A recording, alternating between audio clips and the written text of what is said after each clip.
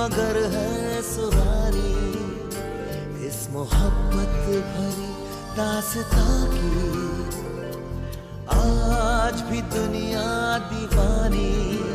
जहां देखो साजिशें हैं, दिल में भी रंजिशें हैं, जादूगरी की नफरत की हर जगह बारिशें हैं। समय की धारा पे लिखी है खूबसूरत कहानी, ये कहानी है चंद्रकांता की, ये कहानी है चंद्रकांता की।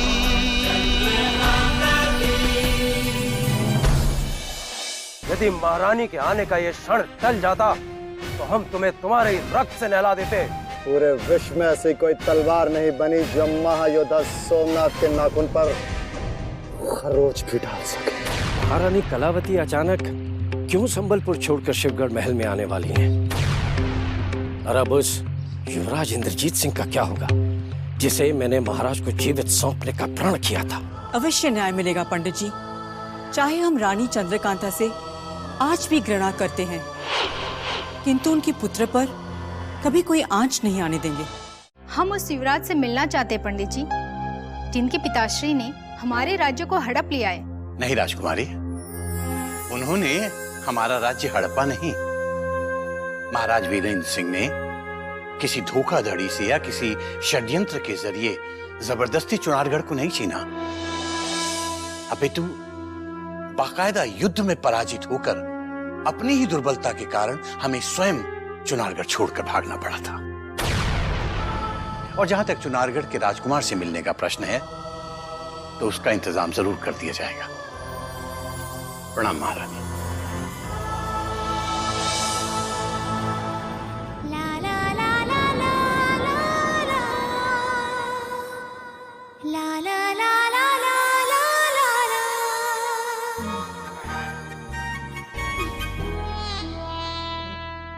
पंडित जी, पंडित जी,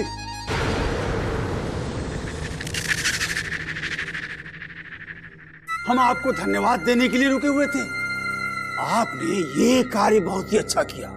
महारानी कलावती और राजकुमारी किशोरी को महल में लाकर आपने विशेष रूप से हमारे ऊपर बहुत बड़ा उपकार किया है। सत्य कह रहा हूँ, बहुत दिनों से सोच रहा था कि आपसे आग्रह करके उन्हें यहाँ महल में बुलवा लूं। पता नहीं कैसे आपने हमारे मन की इच्छा को जान लिया बिना हमारे कहे। अंतर्यामी है पंडित जी, आप अंतर्यामी हैं। नहीं क्रूर सिंह, अंतर्यामी की बात नहीं है। मैं तो, मेरे जीवन का प्रथम और सबसे बड़ा उद्देश्य है तुम्हारी इच्छाओं की पूर्ति करना। किंतु एक बात समझ में नहीं आई कि महारानी और राजकुमारी के महल में होने से तुम्हें क्यों प्रसन्नता हो रही है? हम इसलिए प्रसन्न हैं पंडित जी कि महल के सारे षड्यंत्र अब समाप्त हो जाने वाले हैं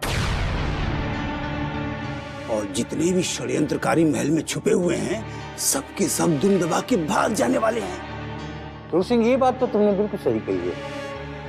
वाकई महारानी के महल में रहते हुए किसी भी षड्यंत्रकारी का बचना असंभव है। बल्कि मैं तो ये कहूंगा कि तुम भी अपने इन दोनों तुच्छे पुच्छे यारों को लेके महल से निकल लो। कहीं ऐसा ना हो बड़े बड़े षड्यंत्रकारियों के साथ तुम भी धर लिए जाओ।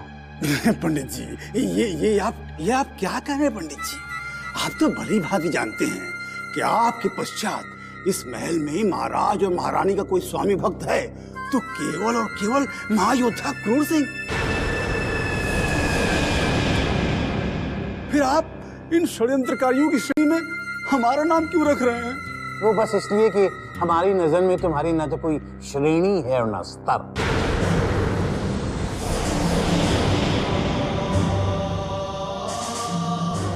और एक बात, अतिथि युवराज से तुम दूर रहना, वरना वो हो जाएगा जो आज तक कभी नहीं हुआ। पंडित जी, अतिथि युवराज से तो हम सदा ही दूर रहते हैं।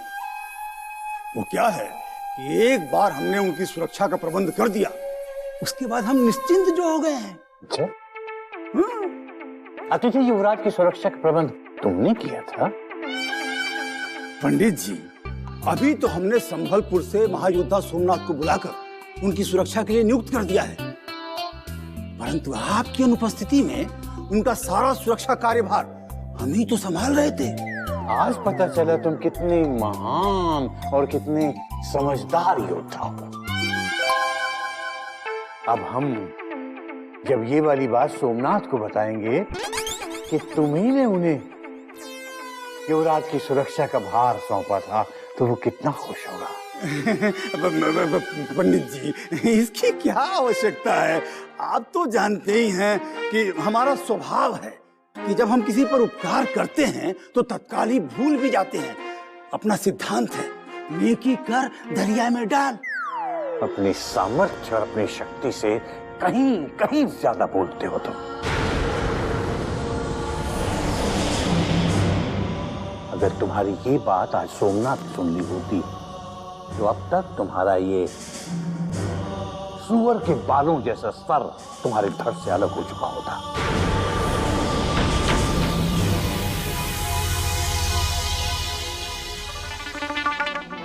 अरे, ये भी कोई इज्जत? अरे हुजूर, अगर आपकी इज्जत का लिहाज नहीं होता ना तो यहीं खड़े खड़े उन्हें जन्नत में भेज देता। अभी ज्यादा दूर नहीं गए होंगे। अगर आपका हुक्म हो जाए तो उनकी गर्दन काट के लाऊं हुजूर? गर्दन काट के लाऊं हुजूर? खामोश! पंडित जगन्नाथ से हमारी शत्रुता है, तुम्हारी नहीं। इसीलिए उचित अवसर आने पर पंडित जगन्नाथ का शीश उसके धड़ से हम अलग करेंगे। हम महारानी कलावती और राजकुमारी किशोरी की हर गतिविधि पर हमें कड़ी दृष्टि रखनी होगी, और इसके साथ साथ हमें पंडित जगन्नाथ से भी चौकन्ना रहना होगा, क्योंकि किसी नए संकल्प के साथ उनका महल में आगमन हुआ है। सोमनाथ,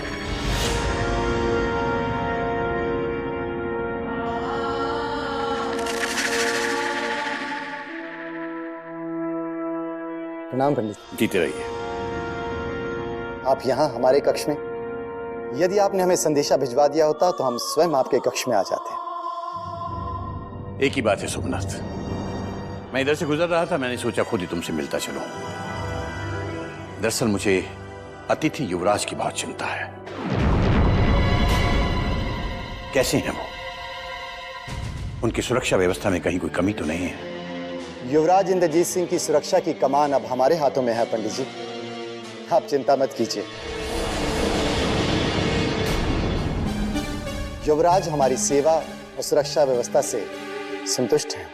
हमें तुमसे यही उम्मीद थी। युवराज की सुरक्षा का भार तुम्हें सौंपकर हम घर में छुपे उन षड्यंत्रकारियों की तरफ से चिंता मुक्त हो गए हैं जो हमारे ही राज्य में हमारे ही शत्रु बन के छुपे हुए हैं। सोमनाथ के जीवित रहते हुए युवराज पर कोई बुरी दृष्टि उठाकर भी नहीं देख सकता पंडित जी। यदि समय पर हमारे बड़े भाई बद्रीनाथ जी ने हमें यहाँ ना बुलाया होता तो ना जाने भवानी सिंह और उनके जैसे अनेक शत्रुओं ने अभी तक तो युवराज के प्राण छीन लिए होते हैं। तुम्हारी बात बिल्कुल सही है। बद्री ने संबलपुर से तुम्हें यहां बुलाकर दूरदर्शिता का परिचय दिया है। अब हमें तुरंत चुनारगढ़ ये संदेश पहुंचा देना चाहिए कि युवराज इंद्रजीत सिंह सुरक्षित हैं और यथाशीघ्र उन्हें उनके राज्य में पहुंचा दिया जाएगा। महायोद्धा सोमनाथ जी के आदेश से मैंने कार्य पूर्ण कर दिया हुजूर। अभी तक तो अतिथि युवराज के माता पिता तक यह संदेशा पहुंच भी गया होगा। तुम्हारी जितनी भी तारीफ की जाए कम है। अब हमें यकीन हो गया है कि एक दिन तुम भी अपने भाई बद्रीनाथ की तरह एक महान योद्धा बनोगे। हम सोचते हैं कि युवराज इंद्रजीत सिंह को उनके राज्य पहुंचाने की जिम्मेदारी भी तुम्हें ही दे दी जाए।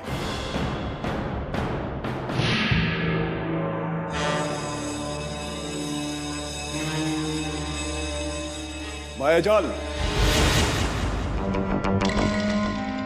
क्यों आए हो तुम सब यहाँ? मुझे अकेला छोड़ दो। अब मैं किसी से मिलना नहीं चाहती। मुझे फांसी दे दो। मैं किसी और की नहीं, केवल मृत्यु की प्रतीक्षा कर रही हूँ। हम किसी निर्दोष व्यक्ति को फांसी के फंदे पर झूलते नहीं देख सकते मायाजाल, क्योंकि चंडीलाल के कारण तुमने हमारे कारागार में बहुत कष्ट उठाए हैं, जिसका हमें सतत दुख रहेगा। अचानक मायाजाल से तुम्हें इतनी हमदर्दी क्यों हो गई? और मायाजाल राजद्रोही से निर्दोष कैसे बन गई? समय समय की बात है मायाजाल। चंडीलाल के कारण तुम्हें बहुत दुख देखने पड़े हैं, किंतु अब तुम्हारे दुखों का अंत आ गया है। हम तुम्हें इस कारागार से मुक्त करना चाहते हैं। मुक्त? अवश्य इसके पीछे भी जरूर कोई कारण होगा। कारण है मायाजाल। यदि हमारे युवराज अति शीघ्र चुनारगढ़ वापस लौट आते हैं तो हमारी महारानी चंद्रकांता के प्राण अभी भी बचाए जा सकते हैं। और ये कार्य तुम बहुत सरलता के साथ कर सकती हो। मैं समझी नहीं। यदि तुम चाहो तो चंडीलाल के चंगुल से हमारे युवराज अभी भी मुक्त हो सकते हैं, क्योंकि एक तुम ही हो जो चंडीलाल तक पहुंच सकती हो और उन्हें समझा सकती हो कि महाराज वीरेंद्र सिंह के साथ हुए उनके मतभेदों का दंड वो उनके युवराज को ना दे और हमारे युवराज को तुरंत मुक्त करके हमारे महायोद्धाओं को सौंप दे। अब और अधिक सोचकर समय नष्ट मत करो मायाजाल। यदि तुमने हमारा ये कार्य कर दिया तो तुम्हारा खोया हुआ सम्मान वापस प्राप्त हो सकता है और हमारी महारानी जी की खुशियां भी वापस आ सकती हैं। एक स्त्री होने के नाते मैं महारानी जी की पीड़ा समझ रही हूँ, परंतु शिवगढ़ जाकर गुरुदेव से मिलना इतना सरल नहीं जितना कि तुम समझ रही हो। परंतु यह भी सत्य है मायाजाल कि अब तुम्हारे सिवा चंडीलाल तक पहुंचना किसी और के लिए इतना सरल कार्य नहीं है। इसलिए हम तुरंत तुम्हें इस कारागार से मुक्त करते हैं, क्योंकि तुम चंडीलाल तक पहुंचकर हमारी खोई खुशियां हमें वापस लौटा सकती हो। हमारे हाथों चुनारगढ़ के युवराज इंद्रजीत सिंह को छीनकर मुक्त करा देने की योजना बनाने के लिए पंडित जगन्नाथ, महारानी कलावती और राजकुमारी किशोरी को शिवगढ़ के महल में लेकर आए। किंतु पंडित जगन्नाथ युवराज इंद्रजीत सिंह को भवानी सिंह के हाथों से छुड़ाने के लिए भवानी सिंह की बराबरी का योद्धा कहां से लाएंगे, जो शिवगढ़ में मिलना असंभव है। अब तो कुछ भी संभव हो सकता है भवानी सिंह, क्योंकि महाराज की अनुपस्थिति में महारानी कलावती और सोमनाथ का समर्थन प्राप्त करके पंडित जगन्नाथ हमारी किसी भी चाल को पलटने की क्षमता रखते हैं। परंतु समझ में नहीं आता कि महाराज शिवदत्त के न आने का क्या कारण हो सकता है। वो तो महाराज के लौटने के पश्चात ही पता चलेगा चंडीलाल। किंतु तुम इतनी उत्सुकता से महाराज की प्रतीक्षा क्यों कर रहे हो?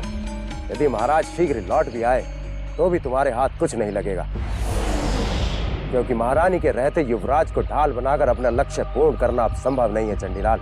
चंडी का लक्ष्य पूर्ण नहीं हुआ तो तुम्हारा लक्ष्य भी अधूरा रह जाएगा भवानी सिंह।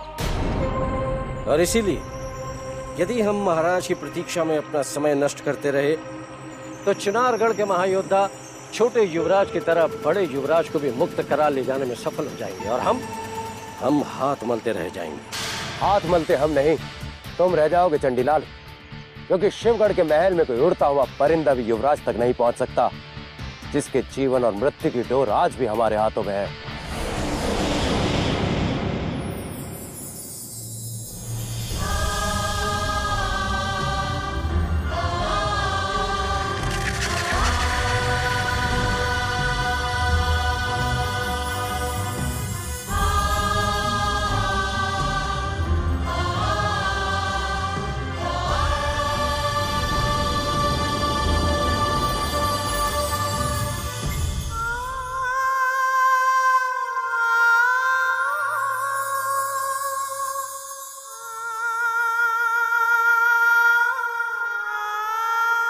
प्रणाम युवराज। चुनारगढ़ से हमारे माता पिता का संदेश आ गया? कहाँ है हमारा संदेश? शीघ्र बताओ। वो हुजूर।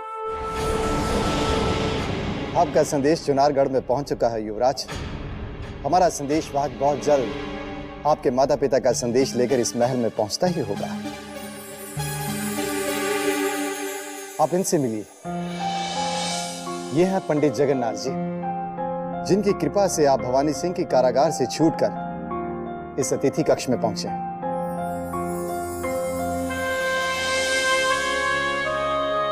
आप हैं पंडित जगन्नाथ। हमारे पिताश्री सदैव आपकी नीतियों और आपके आदर्शों की प्रशंसा किया करते थे, परंतु आपके महायोद्धाओं ने हमें बंदी बनाकर जो तुच्छ कार्य किया है, हमने वो कभी नहीं सोचा था। युवराज, धूर्त चंडीलाल के जाल में फंसकर हमारे महायोद्धा भवानी सिंह अपनी राह से भटक गए थे और इसके लिए हमें जिंदगी भर पछतावा रहेगा। परंतु उस धूर्त चंडीलाल को शरण भी तो आप ही ने दी थी, फिर उससे ज्यादा दोषी तो आप हुए। युवराज, पंडित जी के सामने महाराज शिवदत्त भी इस तरह बात नहीं करते जिस तरह आप कर रहे हैं। ये आप मत भूलिए कि शिवगढ़ के वरिष्ठ और आदरणीय व्यक्ति के सामने आप खड़े हैं। सोमनाथ, युवराज को अपने मन की भड़ास निकाल लेने दो। आखिर चंडीलाल को शरण देने की भूल तो हम ही से हुई थी। आज युवराज ने वो सच्चाई हमारे मुंह पर कहकर एक बार फिर हमें याद दिलाया है कि चंडीलाल की सहायता करना हमारी जिंदगी की सबसे बड़ी भूल थी। किंतु तुम्हारी निर्भीकता ने हमें बहुत प्रभावित किया है युवराज। तुम्हारी सच्चाई और साहस देखकर हमें अनायास महाराज वीरेंद्र सिंह और महारानी चंद्रकांता की याद हो आई। तुम्हारे विचार और तुम्हारा संकल्प भी अपने माता पिता की तरह ही महान है। हमारे माता पिता आपके शत्रु हैं, परंतु फिर भी आप उनकी प्रशंसा किए जा रहे हैं। ये बड़े आश्चर्य की बात है। आश्चर्य की बात नहीं युवराज, सच्चाई और साहस ज्यादा देर तक छिपाए नहीं रह सकते। महाराज वीरेंद्र सिंह हमारे शत्रु थे, शत्रु हैं और शत्रु रहेंगे, किंतु हम देख रहे हैं कि तुम उनके योग्य उत्तराधिकारी हो।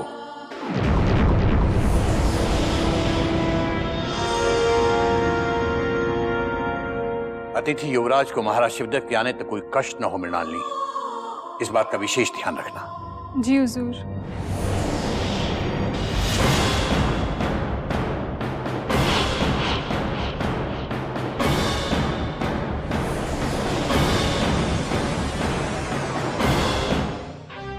अतिथि युवराज ने आपसे ऊंचे स्वर में बात करके हमारी क्रोध की अग्नि को भड़का दिया है पंडित जी।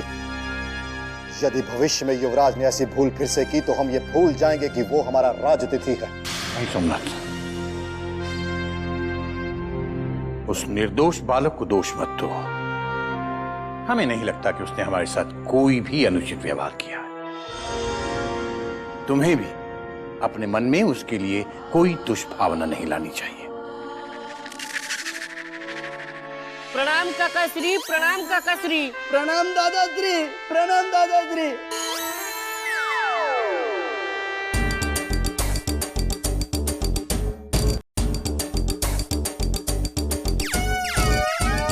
कौन है? आप इतने आश्चर्य में क्यों पड़ गए पंडित जी?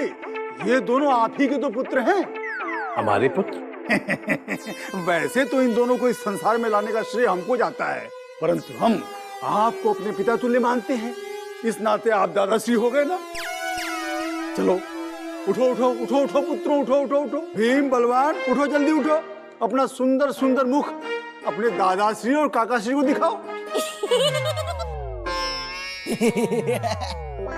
हमने आज से पहले इतने सजीले और सुंदर बालक नहीं देखे क्रूर सिंह जी। क्या ये दोनों इसी धरती के प्राणी हैं या आप किसी दूसरे ग्रह से उठाकर लाए? देखा पिताश्री, काकाश्री ने हमें तो आपसे बेहद सुंदर और खूबसूरत बताया है। अब हम कहानियां सुनने के लिए आपके पास नहीं आया करेंगे, अब तो हम काकाश्री से कहानियां सुनने के लिए उनके कक्ष में जाया करेंगे, है ना काकाश्री?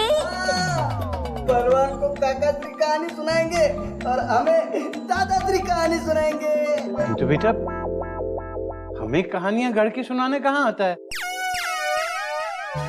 हर रोज नई नई कहानियां गढ़ के सुनाने की विशेषता तो आपके महान पिताश्री की है। महान और हम? नहीं पंडित जी, महान तो आप हैं जिसने एक ही झटके में शिवगढ़ के समस्त योद्धाओं और महायोद्धाओं को परास्त करके इस महल पर अपना पूर्ववत अधिकार प्राप्त कर लिया है और साथ ही साथ ये भी सिद्ध कर दिया है कि संसार के सबसे बड़े राजनीतिज्ञ, कूटनीतिज्ञ केवल आप ही हैं। क्रोध सिंह,